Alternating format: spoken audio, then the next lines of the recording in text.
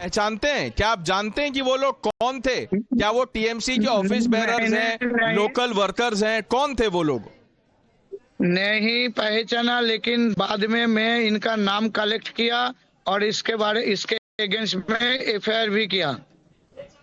FIR के अलावा क्या आप बहुत लोग ऐसा कह रहे हैं कि अब जब वायलेंस बढ़ गई है बंगाल में तो बाईपोल्स की डिमांड बढ़ेगी? क्या आपको लगता है फ्री और फेयर इलेक्शन नहीं हो रहा है, बाईपोल्स होना चाहिए कुमारगंज में जहां से आप? फ्री एंड फेयर इलेक्शन हो रही है, लेकिन 2-4 जगह जहां ये लोग ज्यादा से है, इसका परसेंटेज जहां ज्यादा है, वो लोग प्लान करके ये हम लोगों के ऊपर अटैक करके भयभीति का एक परिवेश बनाने का कोशिश कर रही है। लेकिन ये चेष्टा व्यर्थ होगा। मैं खुद हर बूथ में जाऊंगा, हर जगह में जाऊंगा और वोटर को मैं अभय दूंगा कि आप लोग बूथ पर आइए और वोट प्रदान कीजिए। शुभेंदु जी, ये जो तस्वीरें चल रही है और आपने भी देखा होगा, आपके साथ जो सिक्योरिटी ऑफिशियल है, गार्ड है, वो उनको भी लोग धक्का दे रहे हैं, तो पुलिस का भी कोई डर नहीं है? नहीं, उनका डर नहीं है। इतना ममता बनर्जी ने इतना पुलिस को यहाँ निष्क्रिय किया है, जो पुलिस उनका तरफ काम करेगा, लेकिन विरोधी का या लॉ एंड ऑर्डर सिचुएशन के बारे में उनका कोई ध्यान नहीं है। आपने अपने पार्टी के जो वरिष्ठ नेता हैं, जो सीनियर लीडरशिप है बीजेपी की, उनसे बात की? क्या आपने उनको बताया आपके साथ क्या हुआ, मारपीट हुई आपके साथ? मेरे साथ सुनील बंसल जी, मेरे साथ मंगल जी और जितने हमारे सीनियर लीडर्स है स्टेट का, वो लोग बातचीत किया और हमको बोला गया है कि आप जाओ, चिंता मुक्त होकर जाओ, लड़ो, लड़के बांग्ला को दखल करो, ये रोहिंग्या को, ये दुष्कृति को, ये जिहादी को समाप्त करना है बांग्ला से। शुभेंदु जी, आपके साथ जिस जगह पे मारपीट हुई, अभी आप उस जगह से कितनी दूर खड़े हैं? वहां से लगभग 2 किलोमीटर दूर हूँ। और मैं आपसे ये जानना चाहूंगा कि अगर आपको भागना पड़ा, वहां से भाग के निकल गए आप, अगर आप नहीं भागते तो क्या होता? नहीं, यहाँ तो इन लोगों का काम ही है। देखिए, हमारा एक सांसद है खगेन मुर्मू, उनको कितना बुरी तरह से पिटाया गया था, और हमारा यहाँ का एमएलए सिलीगुड़ी का शंकर दा को कितना मारा। तो ये घटना सालों से चल रही है। तृणमूल जब तक रहेगा बांग्ला में ऐसा ही चलेगा, तो ये समाप्त होना चाहिए। और इस बार बांग्ला का जनता सिद्धांत तो ले लिया, ये समाप्त करेगा।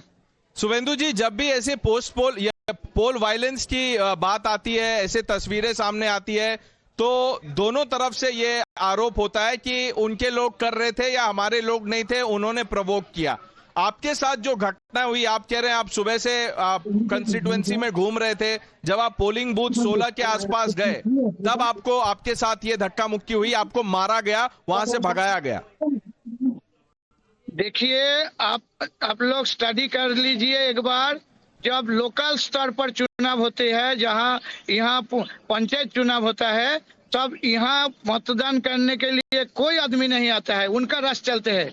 उन लोग समझा कि इस बार भी उनका राज चलेगा, लेकिन मैंने इसको रोका और मैं रुकूंगा भी नहीं। तो जब आपके पार्टी के सीनियर लीडर से आपकी बातचीत हो गई है, क्या आप वापस जाएंगे वहां पे?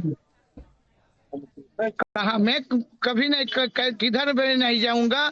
मैं सेतो में रहूंगा, हर बाकी बूथ में मैं जाऊंगा। नहीं, मैं बूथ की बात कर रहा हूँ, बूथ नंबर 16 जहां ये घटना हुई, क्या आप वापस जाएंगे वहां पे ज्यादा सिक्योरिटी लेके? क्या आप वापस जाना चाहते? नहीं, अभी और दूसरे जाने का कोई मतलब नहीं है, क्योंकि बूथ तो विजिट हो गया एक बार। मैं दूसरी बार वहां नहीं जाऊंगा, और जो बूथ है वहां जाऊंगा मैं। शुभेंदु जी, हमें यह बताइए, क्या आपको आपके जो बाकी जो पार्टी के लोग हैं, कार्यकर्ता हैं, उनसे ऐसी खबर आ रही है कि ऐसी घटना और भी कहीं हुई है? पता नहीं, अभी इस जिला में एक ही घटना घटे है, और एक सीट वो पहली बार हारने वाला है। यहाँ तृणमूल कांग्रेस पहली बार यहाँ हारेगा, इस डर से ये हमला किया गया था। ठीक है, मेरा आखिरी सवाल शुभेंदु सरकार आपसे यह है कि वो मारपीट करके क्या करना उनका उद्देश्य क्या है? क्या मैसेज देना चाहते हैं? ये लोग ये डर फैलाने के लिए ये कर रही है, लेकिन वो लोग सफल नहीं होगा। हम ये डर समाप्त कर देंगे हम लोगों ने। ओके, शुभेंदु सरकार, टाइम्स नाउ से बात करने के लिए आपका बहुत बहुत धन्यवाद। Please stay safe. He is the candidate of the BJP contesting elections from the Kumarganj assembly seat, and he was roughed up clearly. Everything is on tape, and he just narrated the ordeal. We're taking a short break. Please stay with India's election news headquarters. नमस्कार।